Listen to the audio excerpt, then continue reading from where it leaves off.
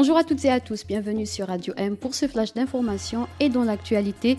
Le vaccin chinois anti-Covid-19 Sinovac sera désormais produit en Algérie par le groupe Saïdal sous le nom de Coronavac. Le groupe vise la production de 5 millions de doses d'ici le mois de janvier à raison de 320 000 doses par jour. Il envisage notamment l'exportation vers les pays africains sous le nom d'Africavac. 17 marins qui étaient à bord d'un navire portugais ont été secourus par des éléments de la protection civile ce mercredi.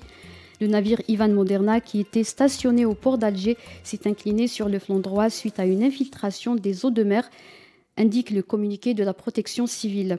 Selon la même source, 6 marins philippins atteints de blessures légères ont été transférés à l'hôpital Mustapha Bacha. Les informations fournies par des témoins oculaires à la protection civile font état de la disparition en mer d'une personne, précise la même source. Dans l'affaire de la réduction du nombre de visas accordés aux Algériens par la France, l'Algérie a répondu via la voix de l'envoyé spécial chargé de la cause du Sahara occidental et des pays du Maghreb, Ammar Bilani. Ce dernier déplore une décision disproportionnée et malencontreuse.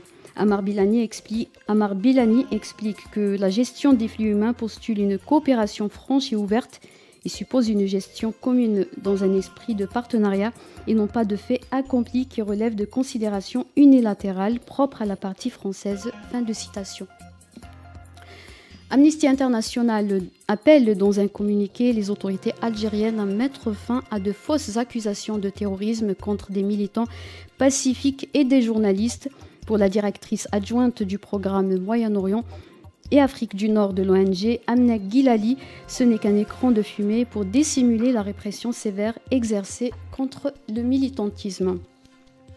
En Tunisie, le président Kais Saied a nommé Nedjla Bouden Ramdan chef du gouvernement tunisien. Elle est également chargée de former un nouveau gouvernement dans les plus brefs délais, a annoncé la présidence tunisienne ce mercredi. Il s'agit de la première femme à occuper le poste de chef du gouvernement dans l'histoire de la Tunisie.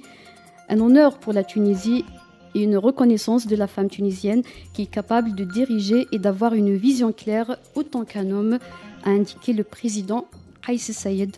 C'est la fin de ce flash, à très bientôt.